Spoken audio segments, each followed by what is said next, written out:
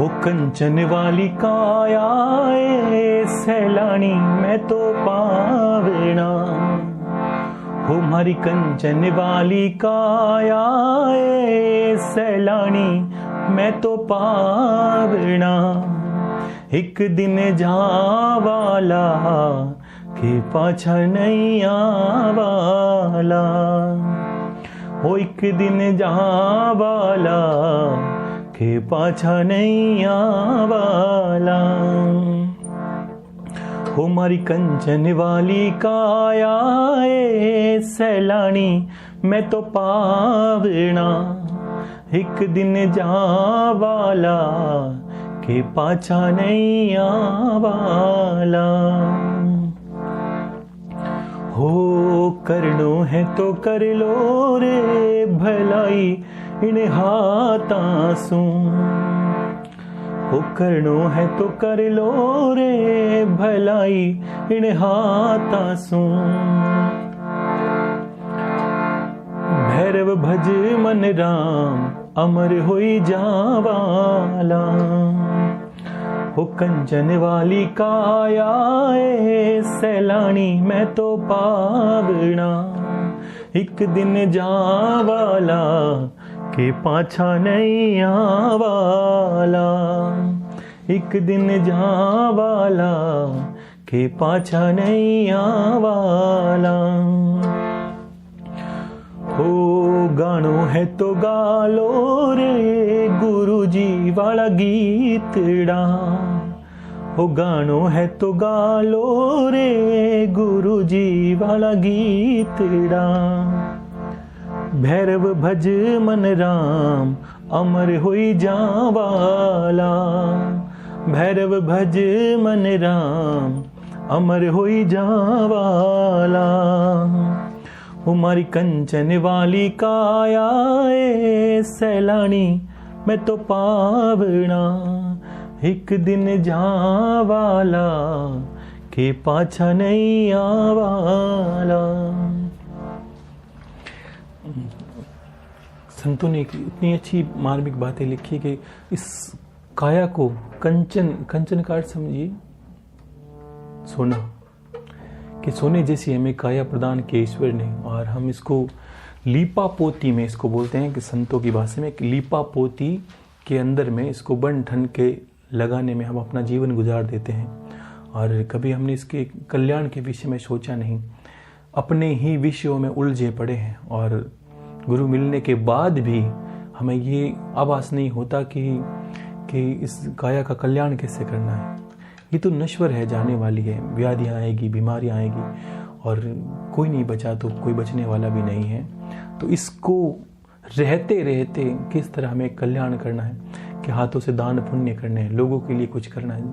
जीवन अपने लिए तो मैंने बोला था आहार निंद्रा भय च मैथुन, ये तो पशुओं में भी होता है। आहार भोजन, निंद्रा पशु, और बोलते हैं ना आहार निंद्रा भय च मैथुन, भय, हमें भय लगा रहता है कि हम कब पता नहीं मर जाएं, कब हमारी बीमारियां हमें मार दे, जकड़ ले, कब हमें कोई नुकसान पहुंचा दे। तो ये भय तो पशुओं में भी रहता है। मैथुन, हमें शारीरिक सुखों के पीछे भी दुनिया को अपना जीवन व्यतीत कर ही देते हैं, तो भी हम पशुओं के जैसे हो जाते हैं। एक दान पुण्य और एक शब्द है दया करुणा ममता प्रेम, जो मनुष्य को अलग करता है उसकी बुद्धि की चपलता से, उसके ज्ञान से अलग करता है कि उसमें दया है, करुणा है, ममता है, प्रेम है। तो ये पशुओं में नहीं होता। देखा नहीं सिंह का हिंसक, सिंह जैसा हिंसक पशु एक हिरन के छोटे बच्चे को भी मार देता है, दया नहीं आती उसे। क्यों? कि उसका स्वभाव है। लेकिन मनुष्य होता तो कितना भी हिंसक होता, लेकिन उसमें बच्चे को देखकर दया आ जाती, क्योंकि ये मनुष्य का स्वभाव है। तो इसी स्वभाव पर जो संत लिखते हैं कि कंचन वाली काया रे सैलानी दिन पावना, पावना का अर्थ होता है जमाई, या हमारे जो लड़की का दामाद है, लड़की का पति, तो उसी तरह ये तो कुछ दिन का मेहमान है। पावना का अर्थ हो गया कि वो तो कब आए, क्योंकि जम और जमाई, शास्त्र कहते हैं, संतों की वाणी है, जम और जमाई पता नहीं कब आए और कब चले जाए। यमराज जी कब हमारे जीवन में प्रवेश करे किसी को नहीं पता, और जमाई भी कब आ जाए पता नहीं। जमराज आते हैं तो भी एक जीव को ले जाते हैं, और जमाई आता है तो भी एक जीव को ले जाए, घर से ले जाया जाता। तो फिर अपने शरीर को रहते रहते बहुत काम कर लें, तो यही माना जाता है कि बहुत कल्याण के रास्ते तो बहुत हैं इंसान के जीवन में, लेकिन कल्याण का अर्थ ही क्या है? अपनी काया का कल्याण। काया रहते जो अच्छे कार्य कर ले जाएं, वही कल्याण के रास्ते को अग्रसर होते हैं, वही कल्याण के मार्ग को प्रशस्त करते हैं कि आपने क्या किया जीवन में। मैंने बोला ना, मंजिल क्या है? मंजिल तो है मृत्यु हमारी। जीवन प्रारंभ है, मृत्यु हमारी मंजिल है, और बीच का सफर ही हमें तय करेगा कि हमारे साथ क्या होने वाला है। हमने अपने लिए जीवन जिया है, अपने परिवार के लिए जिया है, हमने लोगों के लिए जिया कि नहीं जिया, कि नहीं के बढ़ चढ़ के करें। इसका अर्थ क्या होता है कि चाहे मस्तिष्क में भावनाएं रखें लोगों के कल्याण की, वो भी करना कहा जाता है। अगर मानसिक पूजा सर्वश्रेष्ठ है तो मानसिक दान पुण्य भी श्रेष्ठ है। अगर कोई इंसान, किसी को दया आती है और खाने के लिए उसको पैसे नहीं, और अंदर में किसी गौ माता को देख के उसको दया आए कि हे माता मेरे पास पैसे नहीं, अन्यथा मैं तो गौशाला खोल देता, तो परमात्मा उसी को भी पकड़ लेता है, उसी की भावनाओं को पकड़ लेता है कि वो उस वक्त उसका मानसिक पुण्य उसको लग ही जाता है। जैसे मानसिक अगर दोष लगता है तो मानसिक पुण्य भी लग जाता है कि उसके अंदर की भावनाएं कैसी है। ईश्वर भावनाओं को पकड़ता है, तो भावनाएं अच्छी रखनी चाहिए।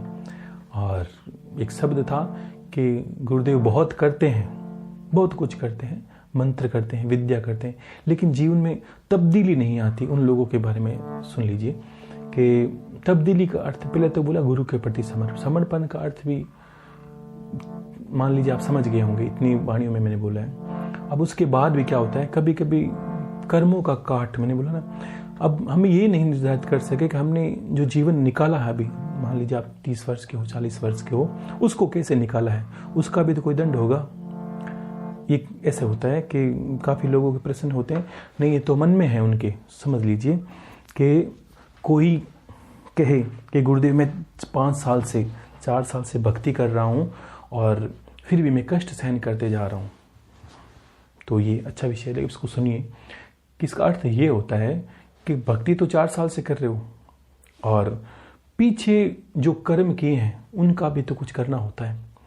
ठीक वैसे ही कोई कैदी इंसान, मान लीजिए पाप करते हैं, कोई कर्म करते हैं, गलत हो जाता है जीवन में, कि करोड़ा पाप इकट्ठे नहीं छूटे शब्द है, जो पाप किए हैं वो छूटते भी नहीं है, लेकिन उसका काट तो होता है। किसी तरह होता है जब कोई दान पुण्य होता है, पहला। दूसरा, इसमें एक शब्द आता है कि पहले तो इसको समझ लीजिए कि मान लीजिए कि आपने कोई गुनाह किया है और आज आप सजा भोग रहे हो किसी जेल खाने के अंदर। एक सांसारिक प्रवृत्ति है, देखिए कोई आपने किसी को गलत किया, आप उसका दंड भुगत रहे हैं जेल के अंदर, और अब मान लीजिए जेल के अंदर जाते ही आपने बोले आपको सजा दी गई 10 साल की, तो आपने अंदर जाते ही अपने स्वभाव को बदला और विचार करने लगे गुरुदेव मैं तो 1 साल से संत बन गया हूँ, लेकिन आपने पहले गुनाह भी किया, उसकी सजा भी आपको पूर्ण करनी पड़ेगी। इसका अर्थ यही होता है कि जीवन में तब्दीली नहीं आती, इसका अर्थ ये होता है। अब कहते हैं कि मान लीजिए आपने कहेंगे गुरुदेव हमने तो आपको गुरु धारण किया है और अब तो हम गुरु विद्या प्रदत्त हैं, हम द्विज हो गए हैं, तो हमारा जीवन तो कुछ अलग होना चाहिए, बिल्कुल अलग होना चाहिए। इसका अर्थ ये होता है कि गुरु मिलने के बाद आपके कर्मों का काट होता है। गुरु के द्वारा बताई विद्याओं से, गुरु के मुख से बोली वाणी को सुनने से, गुरु के द्वारा बताए कार्य को करने से, और जो जप है गुरु के द्वारा निमित्त करते हैं, गुरु के निमित्त जो दान पुण्य करते हैं, उससे हमारे कर्मों का वो काट होता है ताकि आपकी सज़ा कम से कम मिले। इसका ये प्रमाण होता है कि आप जेल के अंदर जाते हैं और मान लीजिए आप एक सज़ा काट रहे हैं, तो फिर आप धीरे धीरे बहुत जल्दी का अर्थ है साइकिल स्कूटर से नहीं, सीधे हवाई जहाज के रास्ते से आप बहुत जल्दी उन चीज़ों से निकलने लगते हैं। और उतने में भी आपको थोड़ा संयम की आवश्यकता तो रहती है, चाहे परमात्मा भी क्यों ना मिले, आपको संयम रहना पड़ता है। मैंने बोला ना, गुरु विद्या और गुरु ज्ञान उसी के लिए है जो संयम धारण करता है, ये संयम की विद्या है।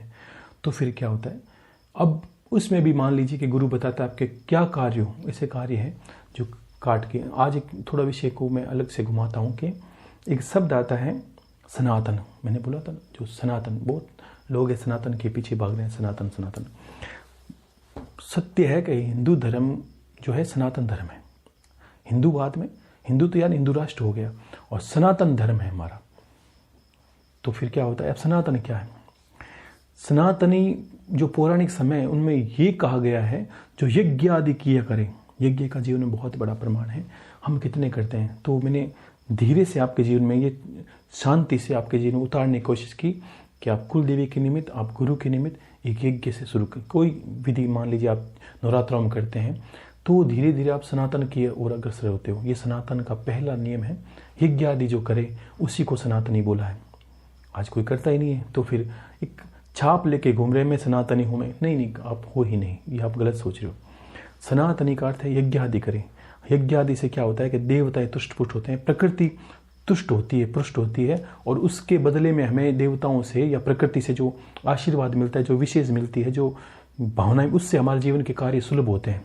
सिर्फ ये नहीं कि हम गुरु मिल गए तो हमारा कल्याण, ये नहीं होता है। आपको कुछ न कुछ गुरु के निमित्त करना होता है, कार्य करने होते हैं। गुरु ने बताया वो कार्य करने होते हैं। अब उसमें यज्ञ आदि है। जो सक्षम है उनको ये बताऊंगा कि आप और ज़्यादा सक्षमता प्राप्त करना चाहते हो, और ज़्यादा कुलदेवी की कृपा प्राप्त करना चाहते हो, और ज़्यादा धनादि अर्जन करना चाहते हो, तो आप नित्य एक माला का हवन करना शुरू कर दीजिए। बहुत आसान है। आपको हवन कुंड रखना है छोटा सा, और कुलदेवी माता का, और एक गुरु मंत्र जो माला है गुरु मंत्र की, उसका सुबह सुबह हवन कर दीजिए। हवन करने मात्र से भी आपके जीवन के सारे जो कार्य नष्ट होने लगते हैं, क्योंकि जो प्रकृति आप पे, हवन में क्या होता है, आहुति देते ही उससे एक ऊर्जा निकलती है जो हमारे जीवन को प्रभावित करती है। तो एक समझ में आएगा कि गुरुदेव तिल जो बालने से क्या होगा, अगर तिल जो जलाते हैं उससे क्या होने वाला है। एक सामान्य जो पद्धति को हम हिंदू धर्म कहते हैं, लेकिन हमने इसको एक आडंबर नाम देके इसे विसरा दिया, इसको भूल गए हैं। तो फिर ये करने मात्र से क्या होगा, कुल देवी को भी तुष्ट पुष्ट करना पड़ता है। ऐसा नहीं माँ को रिझा लिया, माँ को मना लिया, अब माँ भी कुछ खाएगी पिएगी। अब माँ की ऐसी क्षमता नहीं वो आपके अंदर सब्जी बनी वो खाए, वो भावनाएं करनी रोज है। लेकिन हवनादि से कुल देवी तुष्ट पुष्ट होती है, वो विराट हो जाती है, विशाल हो जाती है, आपको देने के लिए बहुत ज़्यादा अग्रसर हो जाती है, क्योंकि इसके पीछे गुरु का आशीर्वाद है। अब गुरु का आशीर्वाद क्या होता है कि मैंने कहा कि आप करिए, आप फलित हो गए। इसी शब्द के पीछे सारी रहस्य छिपा है कि गुरु ने बोला है करिए, आपका काम होगा तो निश्चित ही होगा। हम क्या करते हैं कि बोल तो दिया गुरुदेव आपने बोला, लेकिन फिर भी मान लीजिए मैं ऐसा नहीं ऐसा करता हूं, तो फिर आप या तो ब्रह्मज्ञानी हैं या बहुत ज़्यादा जानकार हैं। गुरु ने बोला उतना ही, गुरु ने बोला इतनी देर तक ही, गुरु ने बोला एक माला तो एक माला ही करनी है। जिनको लगता है कि जीवन में सुधार और ज़्यादा आवश्यकता है, गुरुदेव बहुत हो सकता है कर्म खराब हो, या हो सकता है जीवन जीने की कला नहीं आती, तो एक माला हवन कर दीजिए आप, तो इससे इतना फर्क पड़ेगा। आप ग्रस्त हैं तो क्या फर्क पड़ता है, एक माला का हवन करना है। और कुल देवी गुरु मंत्र 2 ऐसे मंत्र हैं जिनको आप घर पे कुछ भी कर सकते हैं। बाकी मंत्रों का हवन आदि करते हैं तो साधनाएं वगैरह होती है, वो आपको घर पे नहीं करनी। एकांत रहते हो वो बात अलग है, उनके लिए मंत्र भी अलग हो सकते हैं, उनके लिए साधनाएं हो सकती है, आपके लिए नहीं है। एक सामान्य स्त्री कर सकती है, एक सामान्य पुरुष कर सकता है, बच्चा भी कर सकता है। उस हवन से आप देखेंगे कि आप इतने तेजस्वी हो जाते हैं। क्या आप सोचेंगे गुरुदेव हवन यज्ञ करने से? यज्ञ हमारी पद्धति है, सनातन धर्म की नींव है। कोई संत बोलता क्यों नहीं मुझे समझ में नहीं आता, लेकिन सत्य बताऊं तो यज्ञ सनातन धर्म की नींव है। आपने देखा कि मैं बताना चाहता हूं कि महाभारत हुई थी तो फिर क्या हुआ कि युधिष्ठिर जी ने यज्ञ किया था, राजसु यज्ञ। अब राजसु यज्ञ से क्या मिलता है कि यश, तेज, कीर्ति ये सब मिलते हैं। और राजसु यज्ञ से हमें ये नहीं मिलता, राजसु यज्ञ से हमें ये मिलता है कि हमें ब्रह्म हत्या दोषों से, क्योंकि पांडवों में कौरवों में बहुत ज़्यादा हुई तो कितनी हत्याएं हुई, उन हत्याओं से जो पाप लगने वाला था, मारना तो दुर्योधन को था, उनके चक्कर में कितने जो निर्दोष लोगों को भी मारा गया ना, कितने सैनिक भी मारे गए, उनका दोष तो लगता ही है। उस दोष को निवारने हेतु राजसु यज्ञ किया गया। तो यज्ञ से कितनी बड़ी, यानी वो जानते थे कि यज्ञ से इन चीज़ों का काट होता है, जो कर्म किया है उसका नाश होता है। क्योंकि हमने ठीक है ये गलत किया, जैसे ठीक वैसे ही है जैसे हमने कर्जा लिया और कर्जा हमने चुकाया भी है। अगर सिर्फ कर्जा लेते हैं तो हम कर्जदार हो जाते हैं, और चुका देते हैं तो हम साहूकार हो जाते हैं। ठीक वैसे ही यज्ञ आदि करने से। और उसमें आप देखिए भगवान श्री राम ने थे, उन्होंने अश्वमेघ यज्ञ किया था। अश्वमेघ यज्ञ का अर्थ क्या है, एक अश्व छोड़ते हैं, ठीक है वो हमारे अभी समय में ऐसा नहीं होता, लेकिन अपने यश, तेज, कीर्ति को बढ़ाने के लिए अश्व को छोड़ा जाता है। तो फिर ये अर्थ ये समझिए। अब सोचिए, यज्ञ से द्रौपदी का जन्म हुआ था। आपने सोचा कितनी महाभारत को सनातनी जानते सभी है, लेकिन रहस्यों को जानते क्या? इनके पीछे रहस्य क्या है? यज्ञ से द्रौपदी का जन्म हुआ था, यज्ञ से ही द्रुपद के पुत्र धृष्टद्युम्न का जन्म हुआ था। आप सोचिए, यज्ञ कुंड से बिल्कुल हुआ था। ये तो संभव नहीं है कि कोई यज्ञ से स्त्री निकले, और ये संभव नहीं है कोई यज्ञ से पुरुष निकले। तो आपको ये भी समझ में आना चाहिए कि भगवान श्री राम को दुनिया मानती है, सनातन धर्म का आधार मानती है, तो उनके पीछे जन्म का पीछे रहस्य क्या था? यज्ञ किया। एक यज्ञ होता है पुत्रेष्टि यज्ञ, वो किया था।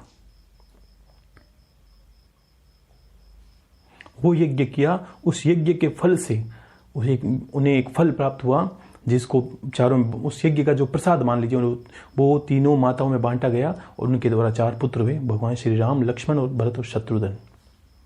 यानी यज्ञ का बड़ा महत्व है गुरुदेव, बिल्कुल महत्व है।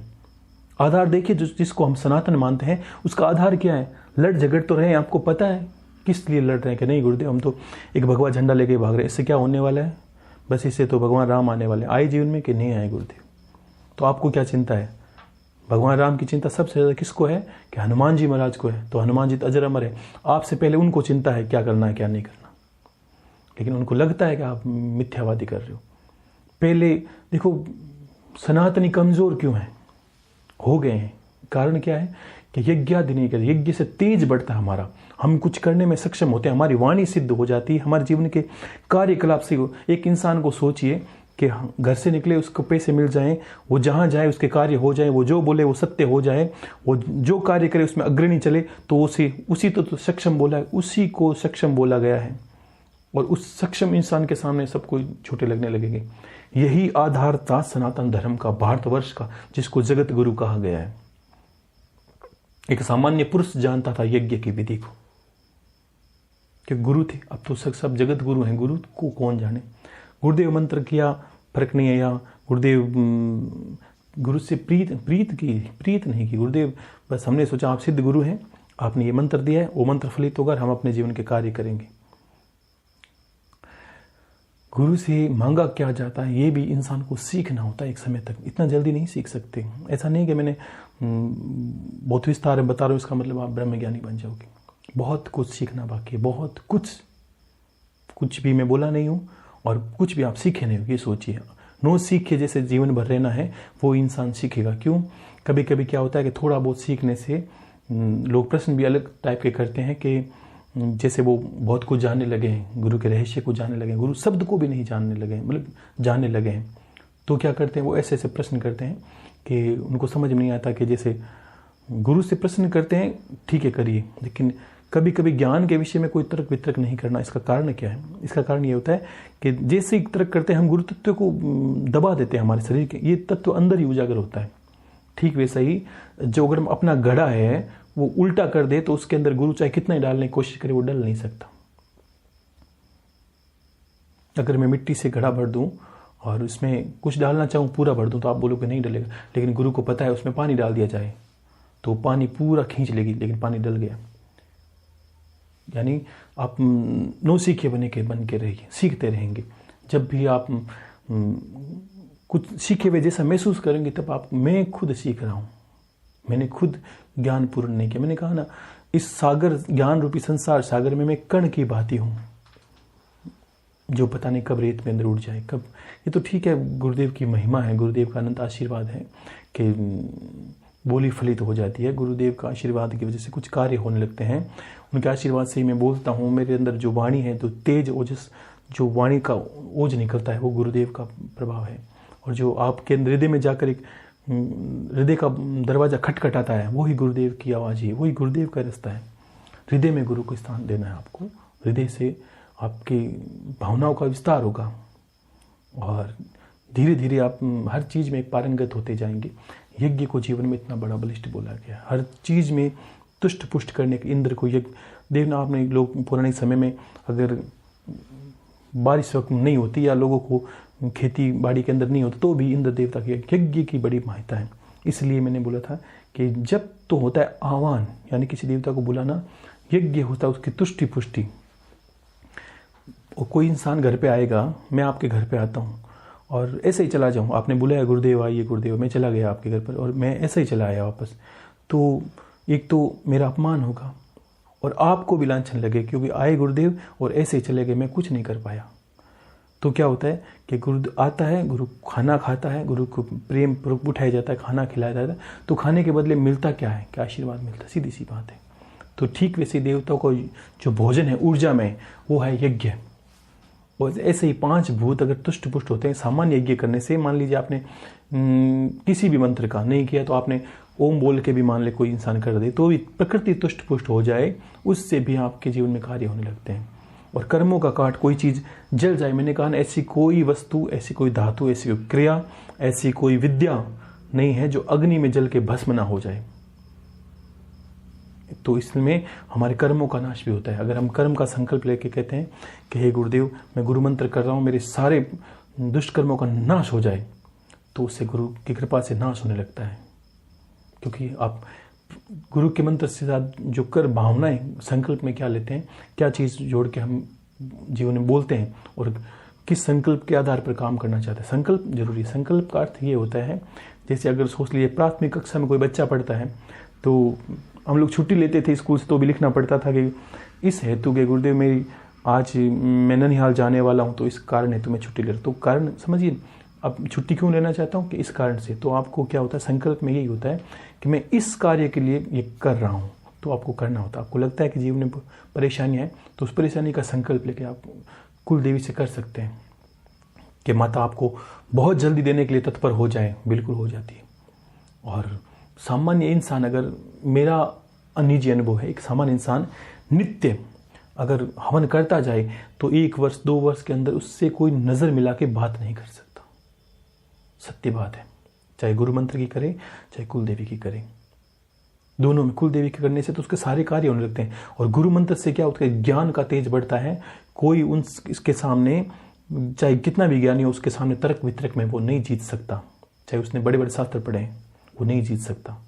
तो ये गुरु मंत्र की विशेषता होती है, इसको जानना होता है। तो फिर आप यज्ञ की महत्ता को समझिए। आज मैं इतना ही कहूँगा, आगे भी एक एक विषय पर थोड़ा प्रकाश डालूंगा ताकि आप अच्छे से समझ जाए हरिवेदी को। तो आपको उलझना नहीं है और जीवन में अच्छे कार्य करते जाने हैं। और समझ गए होंगे कि जीवन को एक ज्ञानी इंसान की तरह जिए। ऐसे नहीं कि कहीं ये उठा लिया, कहीं वो उठा लिया, ये कर दिया, वो कर दिया। अभी भी कुछ लोग, प्रश्न तो ऐसे बहुत कम है, हर कोई फिर भी 1-2 प्रश्न इस तरफ करते हैं कि कल गुरुजी ने सुनाया था कि गुरुदेव में ध्यान के विषय के बारे में। तो एक बात समझिए, आसन करने से ध्यान नहीं होता। मैंने अष्टांग योग का नियम बताया था, पूरा बताया था, इतना विस्तार से कहा कि आप समझ लीजिए मैंने पुस्तक रखी सामने। हर चीज़ की पात्रता होती है, ध्यान की भी एक पात्रता होती है। आंखें मूंद के बैठना ध्यान होता तो कभी भी हर कोई कर लेता। और तब पता है आपको कितना लोग ध्यान करते हैं आजकल, हर जगह जाइए वो आंखें बंद करके बैठा है। तो मिला कुछ नहीं। मैंने क्या बोला, एक कंवारी लड़की को बैठा दिया जाए और उसको बोले अपने पति का ध्यान करे, तो आप सोचिए उसने कभी स्वप्न में भी उसे नहीं देखा तो वो कैसे करेगी। तो यही पात्रता होती है। इसलिए अष्टांग योग को बोला गया कि पहले शरीर की पात्रता से आगे निकलिए। ध्यान, धारणा, समाधि तो बहुत बड़ी बात है। तो ये योग की विद्या भी इसी में आती है कि आप योग का अर्थ जोड़िए। 2 चीज़ों का मिलना योग है, यानी जीव और आत्मा और जीवात्मा, जीव और आत्मा का मिलन योग है। अब इस जीव को आत्मा की ओर अग्रसर, यानी अंदर की भीतर की ओर गति करना, वो अष्टांग योग में भी आता है। अष्टांग योग का अर्थ क्या है, योग। पहला अष्टांग, 8 ऐसे नियम जो योग को प्राप्त कर लें, तो अष्टांग योग इसलिए बोला गया है। तो फिर जो बोला गया उसको सुनिए एक बार और। देखो, मुझे लगता है मैंने काफ़ी कुछ भी, मतलब ऐसे जैसे प्रश्न कर रहे हो उसका उत्तर तो मुझे लगता है कि मैंने दे चुका हूँ, दे दिया है। फिर भी आप एक बार पीछे से सुनिए। गुरु भाई जी ने काफ़ी लोगों के प्रश्न कहे, लेकिन मुझे ऐसा लगता है कि गुरु भाई जी ने कहा ऐसे प्रश्नों के उत्तर गुरुदेव आप दे चुके हैं पहले, लेकिन या तो कोई सुनता नहीं, समय नहीं होगा, या तो सीधा पूछें कि आज का सीधा उतना में बता दीजिए गुरुदेव जो करना होता है, तो वो कर लीजिए। सुनिए, समय निकालना पड़ता है। तो ज्ञान का विषय ऐसा तो है नहीं कि आज कोई चीज़ प्राप्त करनी है आज ही मिल जाएगी। एकदम शांति से चलिए। सब बातों के पीछे एक विषय यह ध्यान रखिए कि गुरु मिले हैं, गुरुदेव, बस मोक्ष और गति कैसे हो, बस इस तरह से ले जाइए। और वो रास्ता आप नहीं बोलोगे तो भी मैं बोले जाने वाला हूँ, लेकिन आप बीच बीच में मान लो प्रश्न करते हैं, मैं उत्तर दूंगा, मैंने ये बोला, लेकिन फिर भी आपको देखना है कुछ प्रश्नों के उत्तर मैं दे चुका हूँ, कुछ का देने वाला हूँ, दे दूंगा। धीरे धीरे सबके प्रश्नों के उत्तर आ ही जाएंगे। आशीर्वाद है। हर हर महादेव, जय गुरुदेव। आशा करता हूँ कि सब लोग नियमव्रत होके कुल देवी माता की और ज़्यादा कृपा प्राप्त करना चाहते हैं। अभी तो दर्शन, अभी तो कुछ किया ही नहीं है, वो तो अनुभव है प्रारंभिक। विस्तार से देखेंगे तब पता चलेगा कि बहुत बड़ी विराट कुल देवी है आपकी, जो कुछ भी देने में समर्थ है। तो फिर तो कुछ नहीं करना, नित्य एक माला का हवन पकड़ लिया, आसानी से एक छोटा हवन कुंड रखिए, घी की आहुति देनी है आपको नित्य। इसमें अगर आपको हर कामना के पीछे घी की आहुति देनी, इसमें कोई सामग्री नहीं मिलानी। और कोशिश करिए, कुछ लोगों ने हवन के दौरान क्या कि बहुत तरह की संविधाएं डाल, देखो संविधाओं को नित्य एक माला का हवन करते हैं तो आप कोशिश करिए कि नारियल के टुकड़ों से हवन करिए। नारियल के खुद के टुकड़े होते हैं जिनको खोपरा वगैरह बोलते हैं, उनसे हवन 2-3 कर लिए। 1-2 माला में उसमें कोई दिक्कत नहीं आएगी, उसमें आप कपूर से वो प्रज्वलित कर लीजिए और उसमें आहुति देते जाइए। और 2 माला की नित्य आहुति दें, कहीं कुछ कचरा नहीं होगा। आसानी से एक छोटी जगह पात्रता रखिए, सुबह नहा धो के नित्य नींद से बैठिए और संकल्प लेके बैठिए, कोई दिक्कत नहीं। और 1 साल में देखिए आप, गुरुदेव पता नहीं कि आपने क्या से क्या कर दिया, यही बोलेंगे आप। जय गुरुदेव। हर हर महादेव। शंभो शंकर।